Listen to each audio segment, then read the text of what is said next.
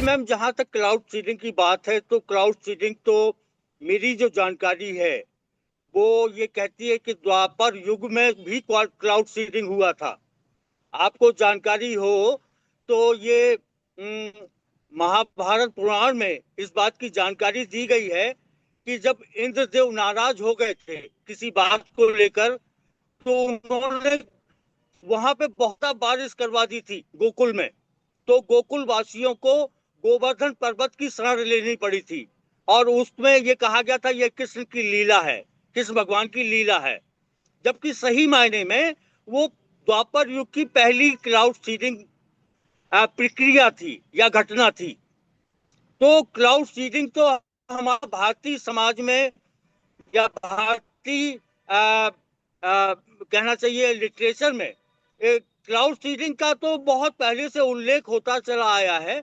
और cloud seeding आज की ही नहीं, क्लाउड सीडिंग हजारों साल पुरानी एक प्रक्रिया है जो कि हम सुनते आए हैं और उसका उपयोग करते आए कि मैम क्लाउड सीडिंग कुछ नहीं है कि ये प्रक्रिया है। प्रक्रिया ये है कि ये छोटी छोटी बूंदों को एक ऐसा कोई माध्यम हम तलाशते हैं जिनसे छोटी छोटी बूंदें हैं बस में उनको इकट्ठा करके एक एक बड़ी बूंद बना देना। एक बड़ी बूंद बन जाएगी तो उसमें एक ग्रेविटी आ जाएगी, भार आ जाएगा, तो वो पृथ्वी पर आके हमारी गिर जाएगी। तो और यही एक प्रक्रिया है जिसके माध्यम से हमारी बारिश होती है। तो छोटी छोटी जो ड्रॉपलेट्स होती हैं वो बड़ी बूंद में बन जाती हैं और उनसे ऊपर बारिश हो जाती है। तो इसी प्रक्रिया को हम क्लाउड सीडिंग के माध्यम से जब करवाते हैं तो उसको हम आर्टिफिशियल रेन बोलने लगते हैं। एक जो कृत्रिम बारिश होती है उसको हम नाम देने लगते हैं। आप जैसे कर कई क्या रहे हैं? क्लाउड सीडिंग का माध्यम क्या है? क्लाउड सीडिंग करता क्या है? क्लाउड सीडिंग एक जगह का पानी चुरा के दूसरी जगह उसको बारिश करवा देता है। क्लाउड सीडिंग का ये एक क्रिया है, ये एक सिस्टम है क्लाउड सीडिंग का। तो क्लाउड सीडिंग के माध्यम से आप पानी चोरी करके पानी पे किसी दूसरे के पानी पर डकैती डालकर उसको ले आना अपने क्षेत्र में और उसकी बारिश करवा देना। तो एक तरह से देखा जाए तो देखा ये एक तो संविधान के जो मूल अधिकार हैं उनका हनन तो है ही है। उसके साथ साथ आप सामाजिक, आर्थिक और पर्यावरणीय इसके भी और इसके तमाम तरह के नुकसान भी हैं। जैसे आर्थिक रूप से देख लीजिए, cloud seeding is not a cheap affair. ये बहुत कॉस्टली अफेयर है मैम। क्लाउड सीडिंग जो प्रक्रिया करवाई जाती है या क्लाउड सीडिंग जो करवाई जाती है उसके उस एक क्लाउड सीडिंग के लिए लगभग 50 लाख से, अगर दिल्ली का उदाहरण लिया जाए तो 50 लाख से लगभग 1.5 करोड़ रुपए प्रति क्लाउड सीडिंग खर्च होता है। तो इतना कॉस्टली जो अफेयर है ये ना तो किसान के बस की बात है, ना ही किसी इंडिविजुअल उद्योगपति के बस की बात है कि क्लाउड सीडिंग करवा के वो किसी एक पर्टिकुलर एरिया में बारिश करवा ले। तो कुल मिला के क्लाउड सीडिंग हर तरह से ही नुकसानदायक है, क्योंकि आप केमिकल जो यूज कर रहे हैं, जैसे सिल्वर आयोडाइड है या रॉक साल्ट है या साल्ट है, जो भी आप कोगुलेशन के लिए, ड्रॉपलेट्स के कोगुलेशन के लिए जो केमिकल्स यूज कर रहे हैं क्लाउड सीडिंग के लिए या कृत्रिम बारिश के लिए, वो भी तो नुकसानदायक हैं। आप क्या सोचते हैं कि सिल्वर जो होता है वो क्या कम वो पॉइजनस नहीं होता? सिल्वर भी तो पॉइजनस होता है। वो जब गिरे पेड़ पौधों की पत्तियों पे तो उससे क्या होगा? उससे फोटोसिंथेसिस भी पेड़ पौधों का रुकेगा, और पेड़ पौधों का जब फोटोसिंथेसिस रुकेगा तो स्वाभाविक सी बात है दिल्ली को दिल्ली को जितना फायदा नहीं पहुंचेगा क्लाउड सीडिंग से, उससे ज्यादा कहीं नुकसान दिल्ली के निवासियों को उठाना पड़ेगा।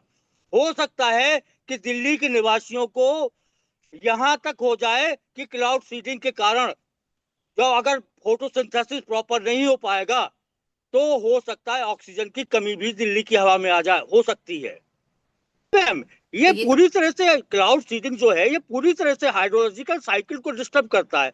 आप इसी से अंदाजा लगा लीजिए। एक एक आम आदमी की भाषा में मैंने जो आपको बताया कि ये पूरी तरह से एक पानी की चोरी है।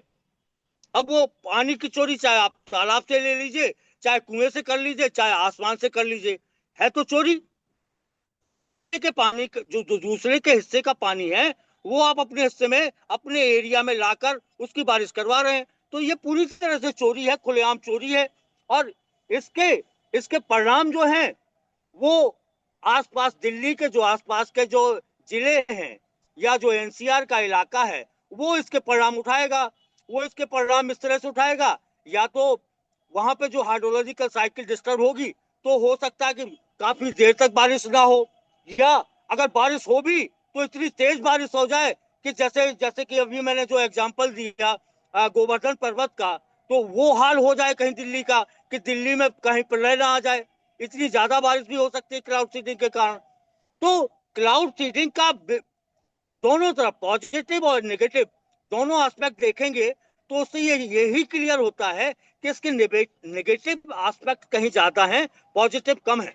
सही है, एमिनेंट साइंटिस्ट कानपुर आईआईटी के जो साइंटिस्ट हैं, इंजीनियर्स हैं, रिसर्चर्स हैं, वो लगे हुए हैं इस प्रोजेक्ट के पीछे हैं। तो स्वाभाविक सी बात है कि उन्होंने कुछ ना कुछ तो सोचा समझा होगा कि इससे क्या नुकसान है, इसके क्या इम्पैक्ट है, क्या नहीं है। लेकिन ये बात बिल्कुल निश्चित है को कोई भी वैज्ञानिक हो, अगर वो कृत्रिम रसायन के माध्यम से, जैसे सिल्वर आयोडाइड या रॉक साल्ट के माध्यम से अगर क्लाउड सीडिंग करवा कर दिल्ली में बारिश करवाई जाती है, तो उसके दूरगामी परिणाम अच्छे नहीं होंगे। ये बात बिल्कुल पूरी तरह से सिद्ध है और प्रूव्ड है।